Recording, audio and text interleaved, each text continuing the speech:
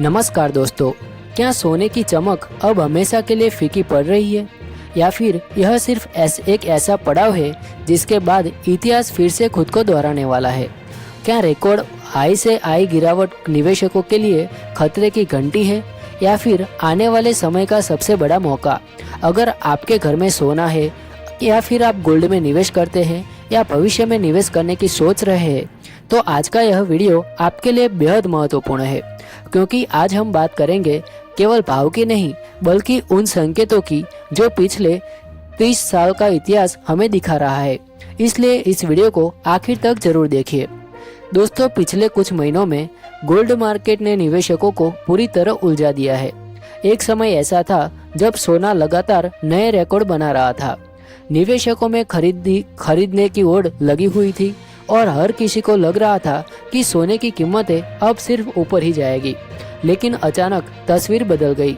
Record ऊंचाई पर पहुंचने के बाद सोने में तेज गिरावट देखने को मिली और अब बाजार में सबसे बड़ा सवाल यही है कि क्या गोल्ड का बुल रन खत्म हो चुका है?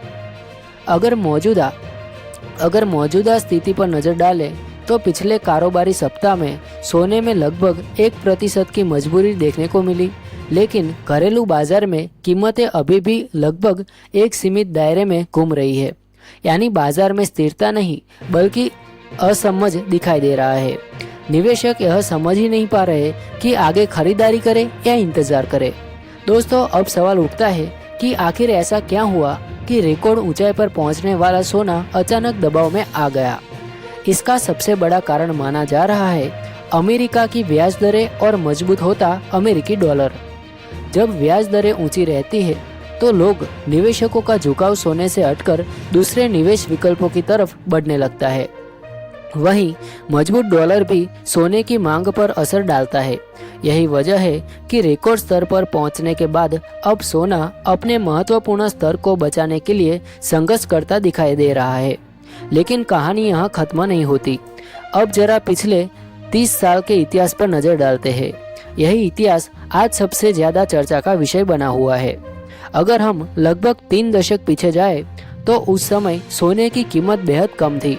इसके बाद धीरे धीरे सोने ने लंबी छलांग लगाई और आने वाले वर्षों में निवेशकों को शानदार रिटर्न दिया। यानी जिसने लंबी अवधि तक धैर्य रखा उसे अच्छा फायदा मिला। लेकिन इस पूरे सफर में एक ऐसी सच्चाई भी छिपी हुई है जिसे अक्सर लोग नज़रअंदाज कर देते हैं। सोना कभी भी लगातार एक ही दिशा में नहीं चलता। इतिहास बताता है कि जब भी सोने में बड़ी तेजी आई, उसके बाद लंबे समय तक ठहराव या गिरावट भी देखने को मिली। यानी तेजी और गिरावट दोनों ही गोल्ड मार्केट का स्वाभाविक हिस्सा है। इसका सबसे बड़ा उदाहरण उस दौर में देखने को मिला जब ऊंचे स्तर पर खरीदारी करने वाले निवेशकों को मुनाफा कमाने के लिए कई साल तक इंतजार करना पड़ा। यानी जिसने सिर्फ ऊंचे भाव देखकर निवेश किया उसे धैर्य की सबसे कठिन परीक्षा देनी पड़ी। यही वजह है कि आज भी कई विशेषज्ञ निवेशकों को सावधानी बरतने की सलाह दे रहे हैं। हालांकि पिछले कुछ वर्षों में सोने ने शानदार औसतन रिटर्न दिया है, लेकिन इसका मतलब यह बिल्कुल नहीं है कि आगे भी हर साल ऐसी ही तेजी देखने को मिलेगी। इतिहास यह भी बताता है कि रिकॉर्ड हाई बनाने के बाद सोना कई बार बड़ी गिरावट का सामना कर चुका है। इसलिए बाजार में उतार चढ़ाव को नजरअंदाज करना किसी भी निवेशक के लिए सही रणनीति नहीं होगी। अब यहाँ एक दूसरी तस्वीर भी सामने आती है जो सोने को मजबूती देती हुई दिखाई देती है। दुनिया के कई देश अब धीरे धीरे अमेरिकी डॉलर पर अपनी निर्भरता कम करने की दिशा में काम कर रहे हैं। इसी वजह से कई केंद्रीय बैंक लगातार अपने गोल्ड रिजर्वों में बढ़ोतरी कर रहे हैं। जब केंद्रीय बैंक बड़ी मात्रा में सोना खरीदते हैं तो यह बाजार के लिए एक सकारात्मक संकेत माना जाता है। यानी एक तरफ ब्याज दरें और मजबूत डॉलर सोने पर दबाव बना रहा है, तो दूसरी तरफ केंद्रीय बैंकों की खरीदारी उसे सहारा देने की कोशिश कर रही है। यही कारण है कि इस समय गोल्ड मार्केट दो विपरीत ताकतों के बीच फंसा हुआ दिखाई देता है। अब सबसे बड़ा सवाल यह है कि ऐसी स्थिति में आम निवेशक को क्या करना चाहिए? क्या अभी पूरा पैसा सोने में लगा देना चाहिए या फिर बाजार के और नीचे आने का इंतजार करना चाहिए? तो अगर पिछले 30 साल का इतिहास देखें तो एक बात बिल्कुल साफ नजर आती है कि सोने में बिल्कुल सही समय पकड़ना लगभग असंभव है। कोई भी निवेशक यह नहीं बता सकता कि बाजार की सबसे नीचे वाली कीमत कौन सी होगी और सबसे ऊपर वाली कीमत कौन सी होगी। इसलिए विशेषज्ञ अक्सर सलाह देते हैं कि एक साथ बड़ी रकम निवेश करने के बजाय धीरे धीरे निवेश करना ज़्यादा समझदारी भरा फैसला हो सकता है। इस तरीके से बाजार ऊपर जाए या नीचे, निवेश की औसत लागत संतुलित रहती है और जोखिम भी काफ़ी हद तक कम हो जाता है। साथ ही एक और महत्वपूर्ण बात हमेशा याद रखनी चाहिए, किसी भी निवेशक को अपने पूरे पोर्टफोलियो का बहुत बड़ा हिस्सा सिर्फ सोने में नहीं लगाना चाहिए। निवेशक में विविधता यानी डाइवर्सिफिकेशन हमेशा जरूरी माना जाता है, क्योंकि अलग अलग एसेट अलग अलग परिस्थितियों में अलग अलग तरह का प्रदर्शन करते हैं। सोना मुश्किल समय में सुरक्षा कवच की तरह काम कर सकता है, लेकिन केवल उसी पर पूरी रणनीति बनाना सही नहीं माना जाता। दोस्तों, निवेश की दुनिया में सबसे बड़ी गलती भावनाओं के आधार पर फैसला लेना होती है।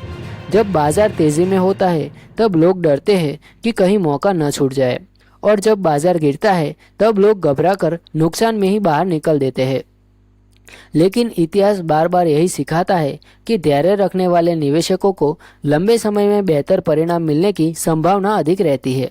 इसलिए अगर आप गोल्ड में निवेश करना चाहते हैं तो पहले अपनी वित्तीय स्थिति, अपने लक्ष्य और अपनी जोखिम उठाने की क्षमता को जरूर समझें।